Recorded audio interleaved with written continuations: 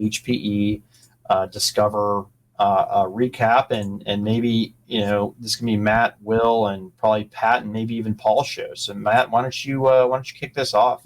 Sure. My first takeaway is that AI is evil and it's going to rule the world.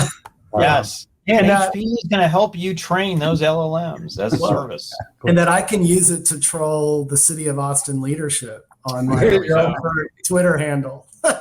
Well, you noticed I just gave up on that. You did, Pat. I just bought places outside of Austin, so I care less about what's going on. So yeah, same with me with Bastrop. You could fix that. You could run for mayor of Austin. Yeah. One of our team members already tried that, Will, and decided not to. And problem is, I have a full-time job.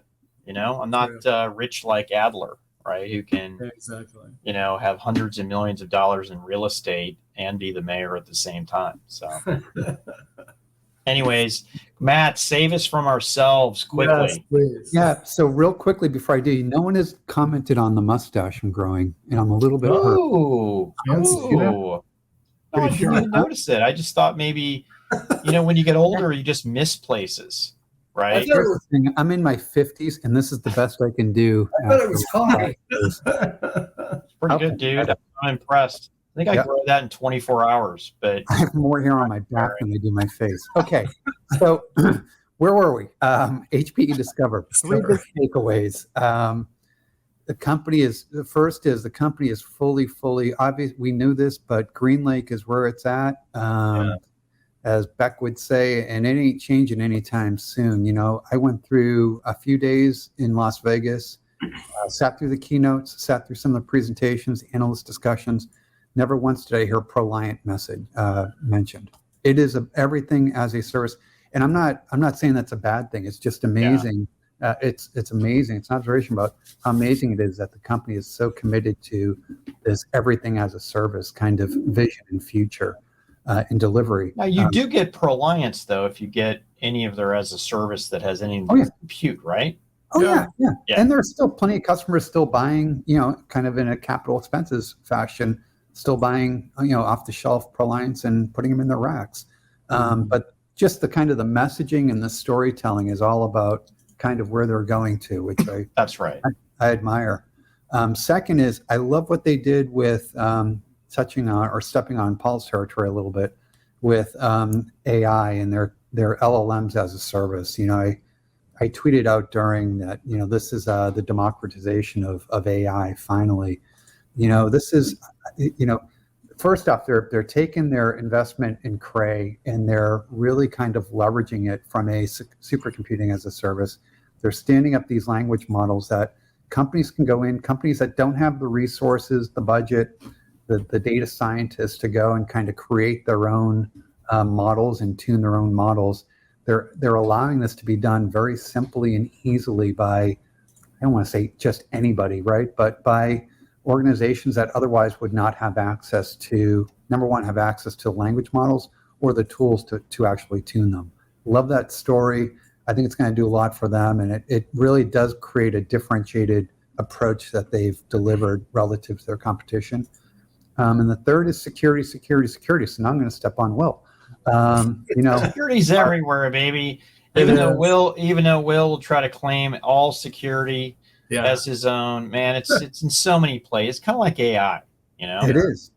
Maybe more, maybe even more kind of just kind of part of or fabric of everything. So our fearless, I was going to say hairless, but our fearless leader was on stage with Krista Sathaway, and kind of it was an interesting topic that you spoke to, Pat, because it reminded people just how far and how deep HPE's tentacles are in the security space and how much they've actually, they've done, number one, and kind of led the market and really made the market for security at the infrastructure level. And while they didn't have any specific announcements, at Discover, it was a great reminder, and it kind of was a good recap of talking around the importance of, kind of security at those fundamental levels or foundational levels that we sometimes forget about because we do get caught up in the Palo Altos and these other companies that are doing so much kind of in other areas. So I'll stop there and let you jump in. And Yeah, Will, why don't you jump in, Will? Yeah, no, great summary, Matt. So the only thing I'd add is what I came away with being very impressed was, to Matt's point, their consumption service model and how that's been maturing. And what the Aruba networking team announced was offering its data center switching portfolio as a consumption service. So this is their CX10000 distributed switch. It's leveraging the AMD Pensando DPU. And I did post a Forbes article. If you look in the show notes, we've shared my Twitter link for that post. And I sort of speak to where Pensando is at. And I'm really impressed relative to, who they're competing with in the DPU space with the likes of Marvell and NVIDIA. And they're offering a full software stack, forward, backward compatibility, and supporting that with a very robust ecosystem. So, so from my perspective, the company has extended its leadership in providing network as a service. There are a lot of their competitors out there, HPE's competitors, that are offering network as a service, but HPE has been very prescriptive. The Aruba team's been very prescriptive. They have 8, 10, 12 different flavors depending on outdoor, indoor, and now the switching portfolio for the data center. No, it's good stuff. And I want to weigh in on the Equinix deal that HPE has had a lot of things going on with Equinix. And if you want to do a colo, Equinix is one of the top. You can also look at folks like Digital Realty and people like that. But what HPE did is they expanded, they inked a deal for 7 sites. And it's funny, I looked at the map around the world and it kind of looked like an AWS Azure availability zone map, right? And that was the first part. So they expanded it from 1 data center to 7. And the second thing they did, and actually HPE stock went down when Antonio announced this, was they were going to pre-populate.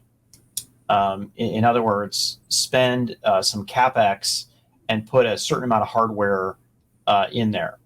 And, we've talked about the hybrid multi-cloud and the fact that the first AWS service, queuing service, came out in 2009. That's 14 years ago.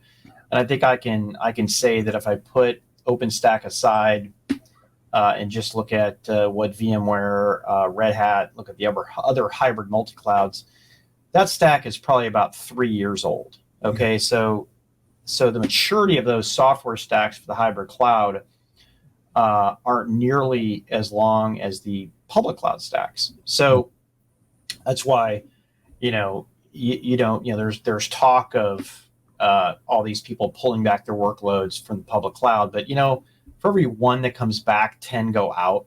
So, but I do expect that to even out. So where am I going with this? You can get up and running in a couple days now on HPE GreenLake through Equinix. And if you compare that to waiting a month and having it installed in your facility, that's a huge difference, and really one of the big check marks that defined and made the public cloud so popular. You can take that a step further and put a multi-tenant solution on top and a credit card swiper, and guess what? You have the frickin' public cloud. Right. And if I look at the profit model on that, with AWS getting 20 points of net of operating margin, there's a lot of margin, okay, to go there. So more choice. It's really good. The one thing I want to add on the LLM as a service is there were a lot of questions. No idea how it's priced. No real idea if you can bring in models from, let's say, a Hugging Face. Right. So it was exciting, but from my point of view, there's more questions than answers. How do you buy it? How is it priced? Is it by the cluster? Is it, how does it work? And I also thought it was interesting that the first instantiation sits on top of Cray hardware, right? With this amazing Slingshot interconnect, which is the interconnect that can pull all the GPUs together. And that was kind of downplayed. Totally get it long term, right? HP wants to create a software and a service that can go on any infrastructure, but it took a little bit of the oomph out of the out of the differentiation. Yeah. But all in all, big show, and you can check out our Forbes notes. Will, I put yours in. I put mine in, and I don't know, Matt, if you had written one yet, but you can put yours in there too.